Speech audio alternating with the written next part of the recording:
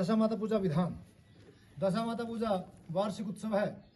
क्रूर ग्रहों की दशा से निवारण के लिए मां भवानी 10 महाविद्या के रूप में चैत्र मास में कृष्ण पक्ष में दशमी तिथि को वार्षिक पूजा होती है, जिससे अनिष्ट ग्रहों की दशा का निवारण होता है। कहानी प्रारंभ करते एक समय राजा नल था।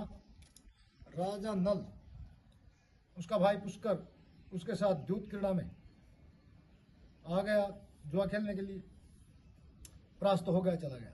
उसी समय कलयुग आ गया।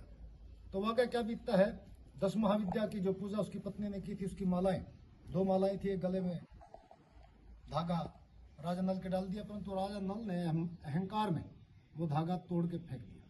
तो तभी से माता नाराज होगी और शनिदेव को बढ़ गया। तो उसके भाई ने जुए में उसको परास्त कर दिया, राज छीन लिया। उसके बावजूद रास्ते में उसकी पत्नी उसको छोड़ के चली गई, या उसने पत्नी को छोड़ दिया, दोनों अलग अलग हो गए। समय बीता, राजा नल कंगाल हो गया। मेहनत मजदूरी जीवन यापन करने पे बहुत परेशानी में, संकट में आ गया। तो उसकी जो पत्नी थी वो अपने मायके चली गई। उसका दोबारा स्वयंवर आ गया। तो स्वयंवर में राजा नल भी पहुंच जाते हैं।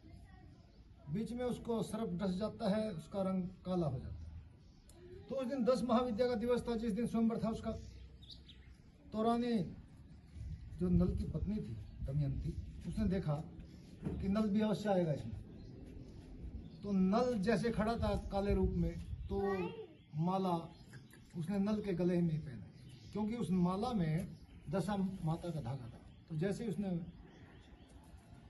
माला पहनी, उसका रंग पहले की जैसे स्वर्ण हो गया और सुंदर हो गया। इसी अवस्था में उसको पुनः राजपद की प्राप्ति हुई। 12 वर्ष का वनवास पूरा हुआ और दशा माता की कृपा हुई।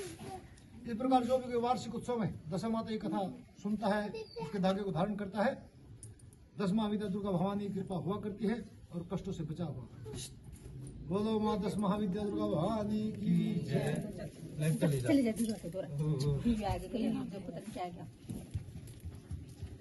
बस एक बार